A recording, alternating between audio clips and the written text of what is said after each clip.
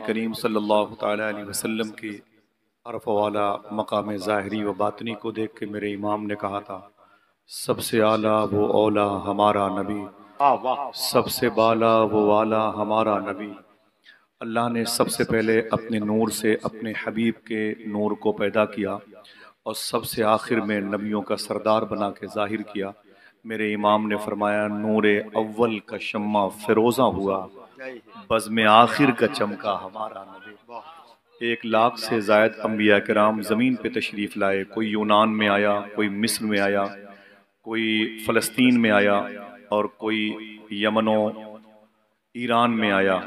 कहीं की तहजीब बहुत अच्छी थी, कहीं का हुस्न बड़ा प्यारा था, कहीं की सकाफ़त मिसालों में थी, कहीं आइसलैंड बर्फीली फ़ज़ा कायम थी।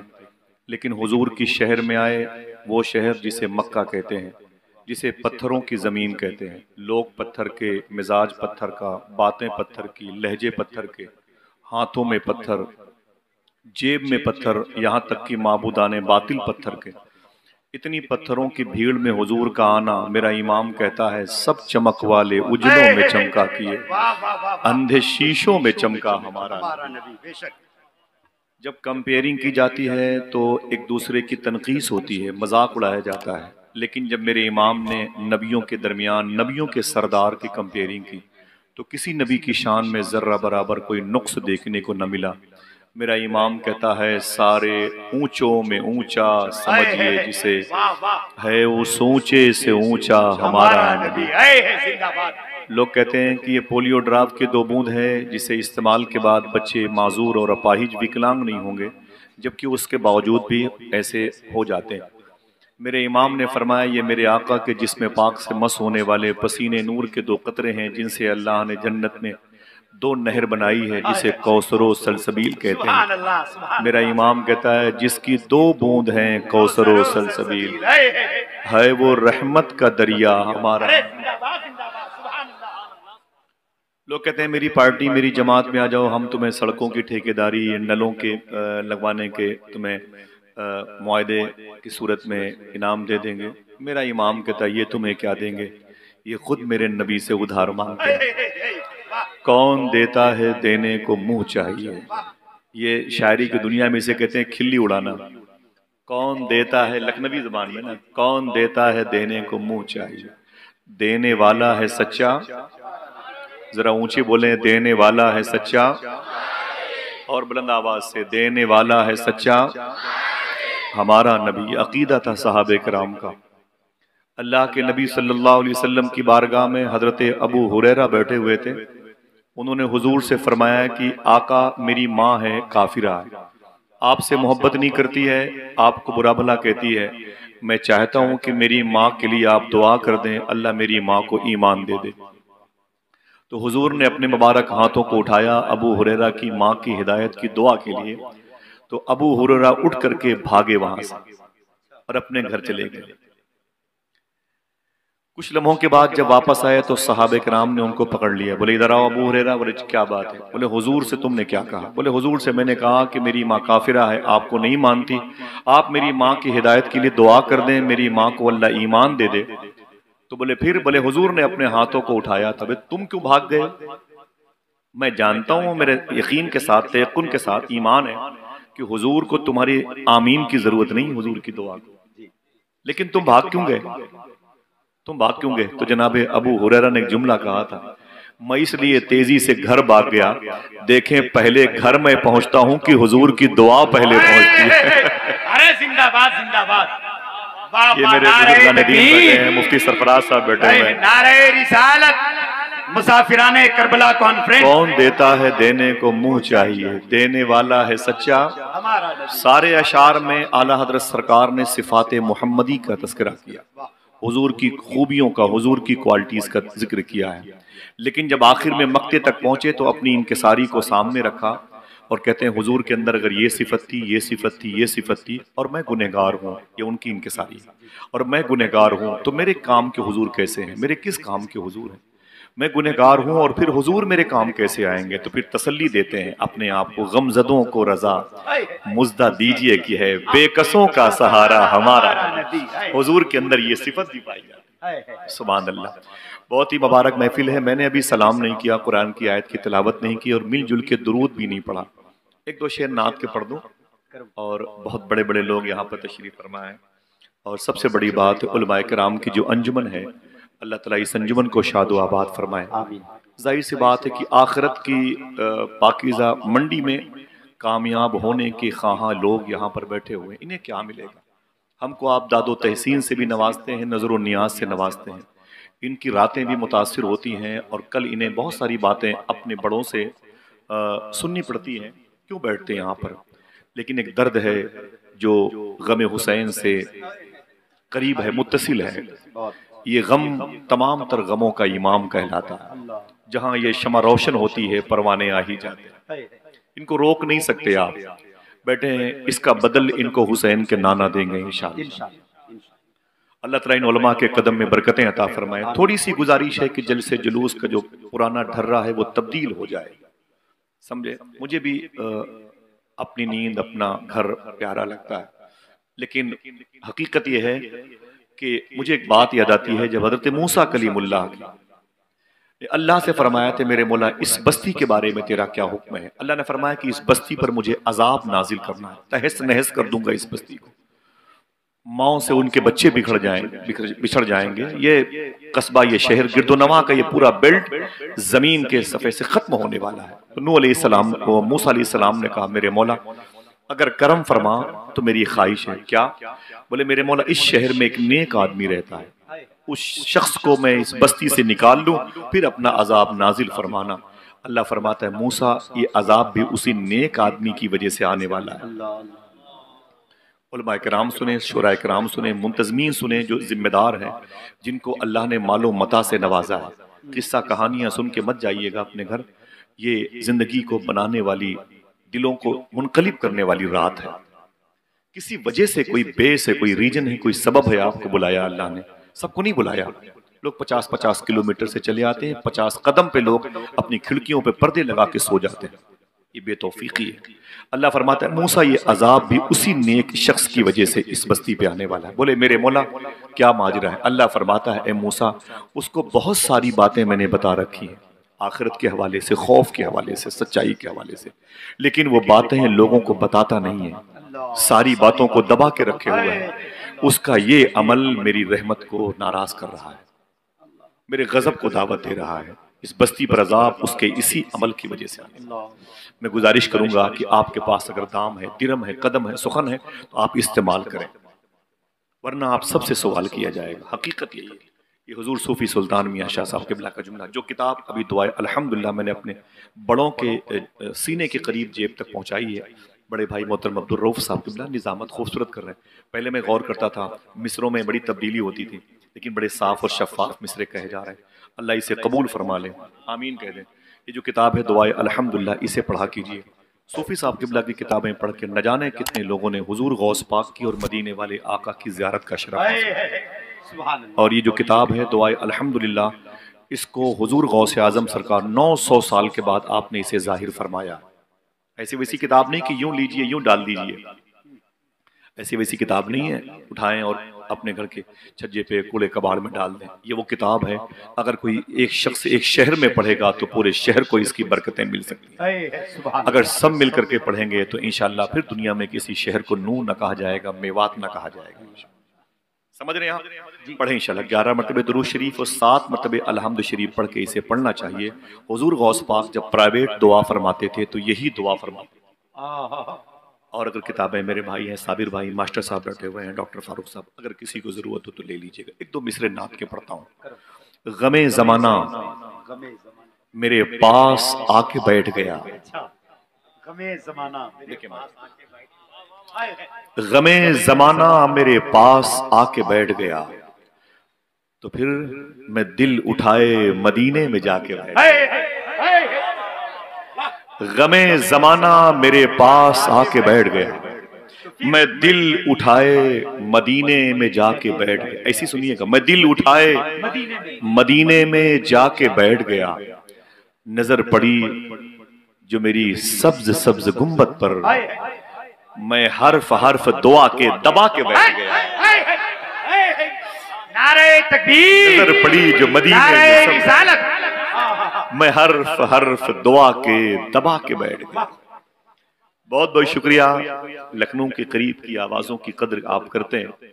मैं हर्फ हर्फ दुआ के दबा के बैठ गया। इस कलाम का एक आखिरी शेर सुने। मैं हर्फ हर्फ दुआ के दबा के बैठ गया, दबा के बैठ गया। कहा गया मुझे अपनी किताब पढ़ने को, उठा मैं हश्र में नाते सुना के बैठ गया। नारे तकबीर, अपनी किताब बड़ा शेर है, हाथों को उठा के। उठा नारे मैं रिसालत, हश्र में नाते नारे सुना, रिसालत, शाफ़े महशर। उठा मैं हश्र में नाते सुना के बैठ गया। सुन ले, रुकू सजदे तशहुद कयाम बनते गए, रुकू सजदे तशहुद कयाम बनते गए, हुजूर चलते गए और निजाम बनते गए। बहुत बहुत शुक्रिया आपका।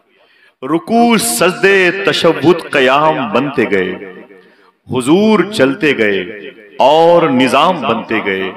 जो लोग पुश्तों से कुछ भी न थे सिवाय गुलाम, दरूद पढ़ते गए और इमाम बनते गए। जिंदाबाद जिंदाबाद। जो लोग पुश्तों से कुछ भी न थे सिवाय गुलाम, दरूद पढ़ते गए और इमाम बनते गए। बस एक नामे मोहम्मद चुना गया और फिर इस एक नाम से सब नेक नाम बनते गए। इसे एक नाम से सब नेक नाम बनते गए। जो लोग पुश्तों से कुछ भी न थे सिवाय गुलाम। बहुत बहुत शुक्रिया साहब। चांद चमकता है यही इस बात का सबूत है, जमीन का बैलेंस कायम है यही इस बात का सबूत है। रब की कुदरत से उसके हबीब के सदके में आसमान बगैर किसी पिलर के रुका हुआ है, यही इस बात का सबूत है। ये जान है तो जहान है, वरना लाखों बलाएं हट जाएं कर रसूल खुदा दरमियान से, लाखों बलाएं टूट पड़े आसमान से। हुजूर के होने का आपको ईमान रखना ही पड़ेगा, हाजिर बाश लोगों में शामिल होना पड़ेगा। हाजिरी का तरीका, हाजिरी के आदाब, हाजिरी का आइन, हाजिरी के आर्टिकल की राह के मुसाफिर बनना पड़ेगा। तब आप दरूद पढ़ सकते हैं, दरूद पढ़ने वालों में शामिल हो सकते हैं।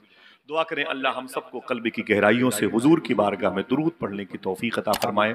बाबा से बुलंद पढ़ें, अल्लाहुम्मा सल्ली अला सय्यदना व शफीअना व नबियना व मौलाना नूरिका मुहम्मदिन व इत्रतिही वबारिक वसल्लिम बिअदद कुल्लि मालूमिन लक। बिस्मिल्लाहिर रहमानिर रहीम। या अय्युहल्लज़ीना आमनू तक़ुल्लाह व कूनू मअस सादिक़ीन। सदक़ल्लाहु मौलाना अज़ीम व सदक़ रसूलुहुन नबियुल अमीनुल मतीनुल मुबीनुल करीम। बैठे रहिएगा।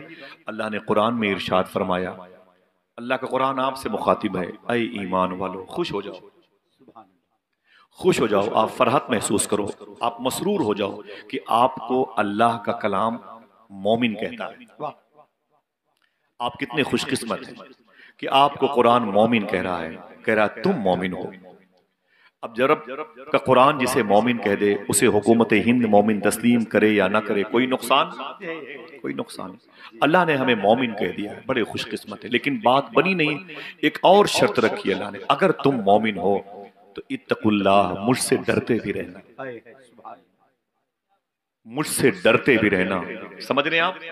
ये लेके जाइएगा, आप बिलावजे नहीं बैठे हैं किसी फाइबर की कुर्सी पर 2-3 घंटे 4 घंटे के लिए। पेट्रोल जलाया है 100 रुपए का, अपने बाल बच्चों से बिछड़ के बैठे हुए हैं। बारिश हो सकती है, भीग सकते हैं और आप बीमार हो सकते हैं, 1000-2000 खर्च हो। क्यों आए भाई यहाँ पर? कोई बात है, कोई सबब है, कोई तलाश है आपको। आपका दिल नहीं माना, आपके घर के बेड से निकाला और कूलर और पंखे और एसी से निकाल कर आपको हुसैन की चटाई पे लाके बिठा। क्या है मतलब भाई आपके? क्या आपके पास घर नहीं है? आपके बाल बच्चे आपसे नाराज हैं, खाने के लिए बैठने के लिए जगह नहीं है? ना ना, सब कुछ होते हुए वो नहीं है जहां हुसैन है। वो दहलीज नहीं है जो दहलीज हुसैन कहलाती है, वो आप यहां पर हासिल कर रहे हैं। अब इसे सुने आप। अल्लाह फरमाता है, सुनो अगर तुम मोमिन हो।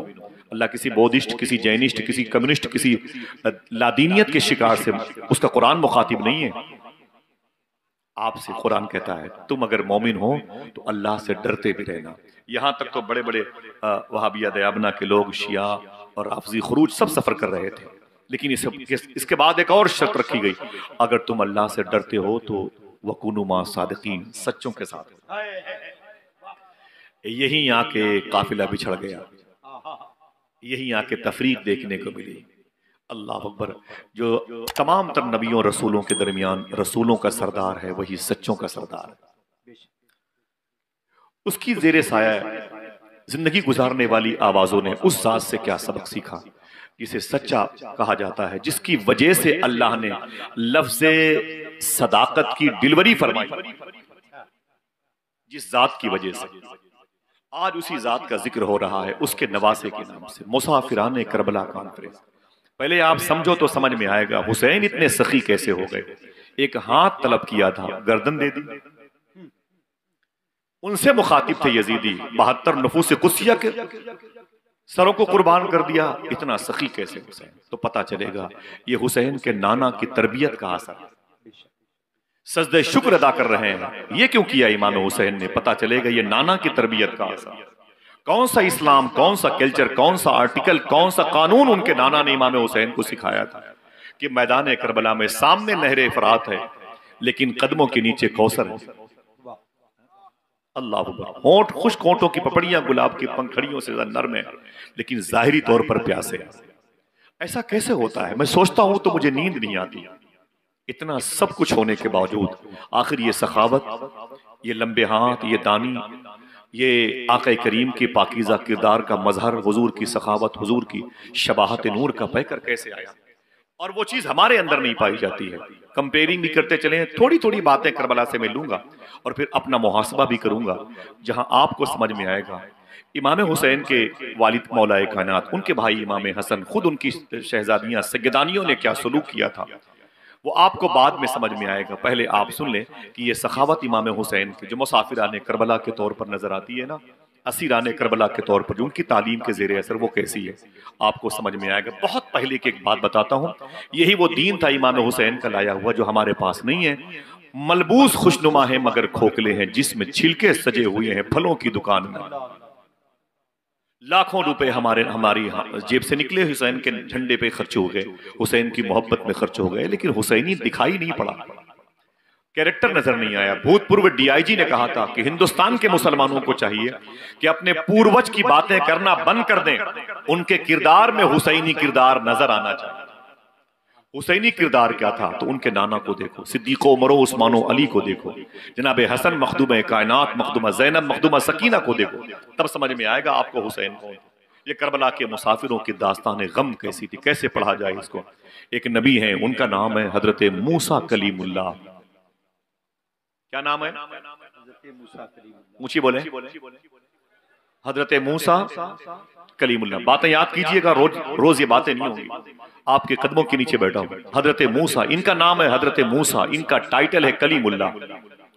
नाम है अब्दुल रऊफ भाई, टाइटल है नकीब अहले सुन्नत। नाम है मुबारक भाई, टाइटल है शायर अहले सुन्नत। नाम है सरफराज साहब, टाइटल है मुफ्ती साहब किबला। ये उलमा बैठे हुए हैं, नाम है इनका अपना अलग।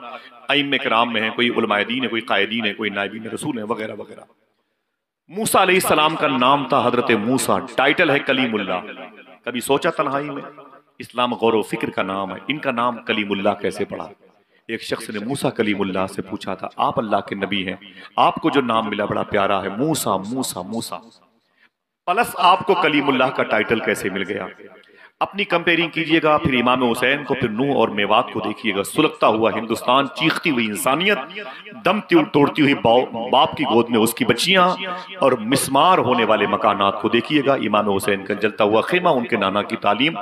कंपेयरिंग कीजिएगा, कोई रीजन आपको समझ में आएगा। थोड़ी सी बात, ये मूसा अलैहिस्सलाम है। किसी ने पूछा है मूसा आपको कलीमुल्लाह का टाइटल कैसे मिला? आपने फरमाया मेरा काम था, मैं जंगलों में भेड़ बकरियां चराया करता था।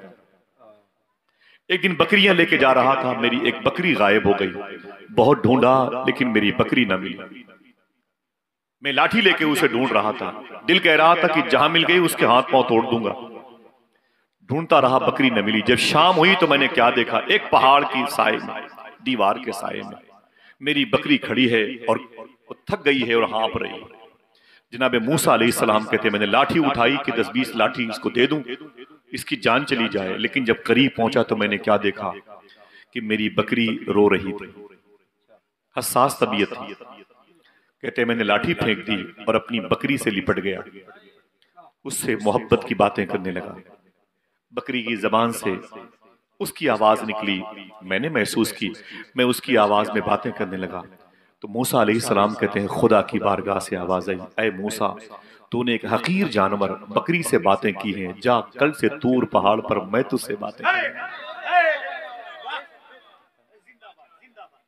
देखें वो जो गुम्बद पर हुसैन लिखा हुआ है, पहले बुनियाद की ईंट तो देखो वो कैसी थी, उनका कैरेक्टर कैसा था। उनके नाना को जो बुजुर्गों ने अंबिया किराम की बारगाह से उनकी नबूवत और रिसालत के जो जाहिरी जलवे थे वो मंसूख हुए थे, लेकिन जो फैजान हुजूर की जबान से कभी कभी उनके बरसते थे, सहाबा उसे क्या किस अमल के मैदान में उसे लेके जाते थे। सुने आप, यही मूसा अलैहिस्सलातु वस्सलाम है। आपको हुसैन याद आएंगे करबला के मैदान में। मैंने करबला बहुत देखा है। जब यहां आया था ना 1 साल पहले, साबिर भाई से मैंने बताया, उसके बाद से अब तक तकरीबन 4 मरतबे करबला होके आया। सुभान अल्लाह, सुभान अल्लाह, अल्लाह का शुक्र है। ये उलमा की जूतियों का सदका है। मुझे पैसे मिलते हैं तो दिल कहता है कि पहले इमाम हुसैन का दरबार देखना, पहले हुजूर गौस पाक का दरबार देखना।